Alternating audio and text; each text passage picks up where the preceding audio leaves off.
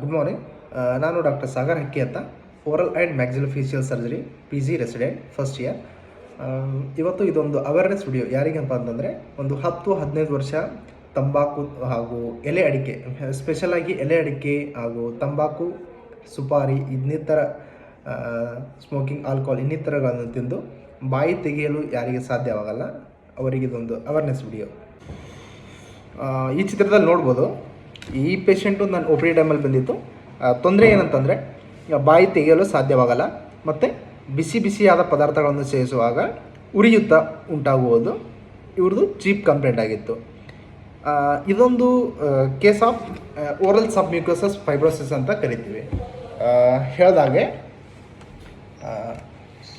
ಇದೊಂದು potentially malignant disorder, ಅಂದರೆ cancer ಆಗೋದಕ್ಕೆ, ಬಾಯಿ ಕ್ಯಾನ್ಸರ್ ಆಗೋದಕ್ಕೆ ಹೆಚ್ಚಿನ ರಿಸ್ಕನ್ನು ಹೊಂದಿರುತ್ತದೆ.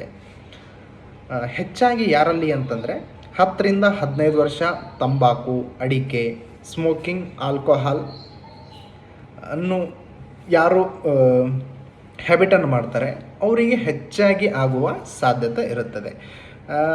ಕ್ರಮೇಣವಾಗಿ ಬಾಯಿ ತೆಗೆಯುವುದು ಬಂದಾಗುತ್ತದೆ. ಅಂದರೆ ಕ್ರಮೇಣವಾಗಿ ಮೊದಲು ಪೇಷಂಟ್ ಹೇಳ್ತಾರೆ, ಮೊದಲಿಗೆ 4 ಬೆರಳು ಹೋಗ್ತಿತ್ತು ಬಾಯಲ್ಲಿ, ಕ್ರಮೇಣವಾಗಿ 2-3 ಬೆರಳು ಹೋಗ್ತಿತ್ತು. ನೆಕ್ಸ್ಟ್ ಹಾಗೆ ಬರ್ತಾ 2 ಬೆರಳು, 1 ಬೆರಳು. ನೆಕ್ಸ್ಟ್ ಈ ಚಿತ್ರದಲ್ಲಿ ತೋರಿಸಿದಾಗೆ ನೋಡ್ತಿರ್ಬೋದು, ಕೇವಲ ಬಾಯಿ ಇಂಟರ್ ಇನ್ಸೈಸಲ್ ಡಿಸ್ಟೆನ್ಸ್ ಅಂತ ಕರಿತೀವಿ. ಮೇಲಿನ ಹಲ್ಲು ಮತ್ತು ಕೆಳಗಿನ ಹಲ್ಲಿನಿಂದ ಕೇವಲ ಅವ್ರಿಗೆ ಬಾಯಿ 6 mm ಅಂದರೆ 1 ಸೆಂಟಿಮೀಟರ್ಗಿಂತ ಕಡಿಮೆನೇ ತೆಗೆಯೋಕ್ಕಾಗೋಕ್ಕೆ ಸಾಧ್ಯ ಆಗುತ್ತದೆ. ಇದರಿಂದ ಅವ್ರಿಗೆ ಏನು ತೊಂದರೆ ಆಗುತ್ತಂದರೆ, ಊಟ ಮಾಡಲು ಸಾಧ್ಯ ಆಗಲ್ಲ. ಅಂದರೆ ಲಿಕ್ವಿಡ್ ಫುಡ್ಡನ್ನು ತೆಗೆದುಕೋಬೇಕಾಗುತ್ತೆ. ಬರೀ ಲಿಕ್ವಿಡ್ ಫುಡ್ ತೆಗೆದುಕೊಳ್ಳೋದ್ರಿಂದ ಅದು ಒಂಥರ ಅವರಿಗೆ ತೊಂದರೆ. ನೆಕ್ಸ್ಟ್ ಇನ್ನೊಂದು ಏನಪ್ಪ ಅಂತಂದರೆ, ಜಾಸ್ತಿ ಬಿಸಿ ಆಹಾರ ಪದಾರ್ಥನ ಅವರು ಸೇವಿಸೋಕ್ಕಾಗಲ್ಲ, ಅಂದರೆ ಉರಿ ಉಂಟಾಗುತ್ತದೆ. ಇವರು ಹೆಚ್ಚಾಗಿ ಲಿಟ್ರೇಚರಲ್ಲಿ ಇರೋದು ಸ್ಮೋಕಿಂಗ್, ಆಲ್ಕೋಹಾಲ್ ಮತ್ತು ಕ್ಯಾಪ್ಸಿಕಮ್ ಸೇವಿಸೋದ್ರಿಂದನೂ ಆಗುತ್ತೆ ಅನ್ನೋದು ಲಿಟ್ರೇಚರಲ್ಲಿ ಇದೆ. ಬಟ್ ಹೆಚ್ಚಾಗಿ ಆಗೋದು ಸುಪಾರಿ, ಇದೊಂದು ಬೀಟಲ್ ಕ್ವಿಡ್ ಅಂದರೆ ಅಡಿಕೆ ಅಂತ ಕರಿತೀವಿ ನಾವು.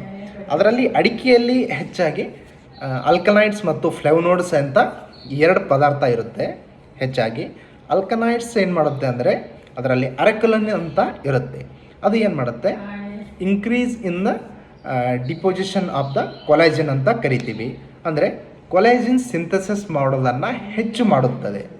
ಎಲ್ಲಿ ಮಾಡುತ್ತದೆ ಅಂದರೆ, ಬಾಯಿ ಒಂದು ಒಳಪದರ ಚರ್ಮ, ಒಳಪದರ ಇದಿರುತ್ತೆ, ಅದನ್ನು ಮ್ಯೂಕೋಸಾ ಅಂತ ಕರಿತೀವಿ, ಓರಲ್ ಮ್ಯೂಕೋಸಾ. ಅದರ ಕೆಳಗಡೆ ಡಿಪೋಸಿಷನ್ ಆಫ್ ದ ಕೊಲಾಜಿನ್ ಅಂತ ಮಾಡುತ್ತೆ ಅದು. ಮತ್ತು ಇನ್ನೊಂದು, ಇದು ಆಲ್ಕನಾಯ್ಡ್ಸ್ ಆದರೆ ಫ್ಲೇವನಾಯ್ಡ್ಸ್ ಅಂತ ಇರುತ್ತೆ ಒಂದು ಅಡಿಕೆಯಲ್ಲಿ, ಅದೊಂದು ಇಂಗ್ರೀಡಿಯೆಂಟ್ಸ್. ಫ್ಲೇವನಾಯ್ಡ್ಸ್ ಏನು ಮಾಡುತ್ತೆ, ಕೊಲಾಜಿನೇಸ್ ಎನ್ಸೈಮ್ ಅಂತ ಇರುತ್ತೆ ನಮ್ಮ ದೇಹದಲ್ಲಿ. ಅದನ್ನು ಬ್ರೇಕ್ಡೌನ್, ಕೊಲಾಜಿನೇಸ್ ಎನ್ಸೈಮನ್ನು ಕೊಲಾಜಿನ್ ಬ್ರೇಕ್ಡೌನ್ ಮಾಡುತ್ತೆ, ಅದನ್ನು ತಡೆಗಟ್ಟುತ್ತೆ. ಹೀಗಾಗಿ ಕೆಳಗಡೆ ಏನಾಗುತ್ತೆ, ಅದೊಂದು ಒಳ ಚರ್ಮದಲ್ಲಿ, ಬಾಯಿ ಮ್ಯೂಕೋಸ ಕೆಳಗಡೆ ಚರ್ಮದಲ್ಲಿ ಡಿಪೋಸಿಷನ್ ಆಫ್ ದ ಕೊಲಾಜನ್, ಅಂದರೆ ಕೊಲಾಜನ್ ಪದಾರ್ಥ ಜಾಸ್ತಿ ತುಂಬುತ್ತೆ. ಅದರಿಂದ ರಿಜಿಡ್ ಅಂತ ಕರಿತೀವಿ. ಬಾಯಿ ಇದು ಒಳ ಚರ್ಮ ಗಟ್ಟಿಯಾಗಿ ಅವರಿಗೆ ಬಾಯಿ ತೆಗೆಯಲು ಸಾಧ್ಯ ಆಗಲ್ಲ. ಇದೊಂದು ಓರಲ್ ಸಬ್ಮ್ಯೂಕೋಸಸ್ ಫೈಬ್ರೋಸಿಸ್ ಬಗ್ಗೆ. ಇದೊಂದು ಸ್ಟೇಜಸ್ ಅಂತ ಇದೆ. ಸ್ಟೇಜ್ 1, ಸ್ಟೇಜ್ 2, ಸ್ಟೇಜ್ 3, ಸ್ಟೇಜ್ 4 ಅಂತ ಇದೆ. 4 ಬೆರಳು ಹೋಗೋದು, 2 ಬೆರಳು ಹೋಗೋದು, 3 ಬೆರಳು ಹೋಗೋದು, 1 ಬೆರಳು ಹೋಗೋದು, ಹೀಗೆ.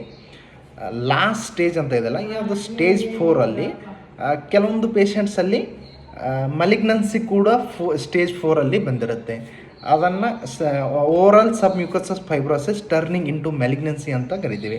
ಯಾಕಂದರೆ ಅದರ ಜೊತೆ ಇದೊಂದು ಆಲ್ರೆಡಿ ಹೇಳಿದಾಗೆ ಪೊಟೆನ್ಷಿಯಲಿ ಮೆಲಿಗ್ನೆಂಟ್ ಡಿಸಾರ್ಡರ್ಸ್, ಅಂದರೆ ಇದರಲ್ಲಿ ಹೆಚ್ಚಿನ ರಿಸ್ಕ್ ಇರುತ್ತೆ, ಕ್ಯಾನ್ಸರ್ ಆಗುವ ಹೆಚ್ಚಿನ ಸಾಧ್ಯತೆ ಕೂಡ ಇರುತ್ತೆ.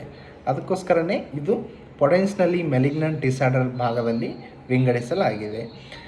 ಇನ್ನಿತರ ಅದರ ಜೊತೆಗೆ ಇನ್ನೂ ಹಲವಾರು ಇದ್ದಾವೆ, ಬಟ್ ಇದರಲ್ಲಿ ನಾನು ಮೇನ್ ಫೋಕಸ್ ಮಾಡಿದ್ದು ಓರಲ್ ಸಬ್ ಮ್ಯೂಕೋಸಸ್ ಫೈಬ್ರೋಸಿಸ್ ಬಗ್ಗೆ. ಇದು ಮುನ್ನೆಚ್ಚರಿಕೆ ಕ್ರಮವಾಗಿ ತೆಗೆದುಕೊಂಡು ಯಾರು ಹೆಚ್ಚಾಗಿ ಒತ್ತು ಕೊಡ್ಬೇಕಂತಂದರೆ ಆಲ್ರೆಡಿ 10-15 ವರ್ಷದಿಂದ ತಂಬಾಕು, ಅಡಿಕೆ ಇನ್ನಿತರ ತಿನ್ನುವವರು, ಅವರಿಗೆ ಆಲ್ರೆಡಿ ಬಾಯಿ ತೆಗೆಯಲು ಸಾಧ್ಯವಾಗಲ್ಲ ಮತ್ತು ಉರಿಯುತ್ತ ಬಾಯಿ ಇತ್ತಂದರೆ ಅವರಿಗೆ ಬಾಯಿ ಕ್ಯಾನ್ಸರ್ ಆಗುವ ಸಾಧ್ಯತೆ ಹೆಚ್ಚಾಗಿ ಇರುತ್ತದೆ. Thank you.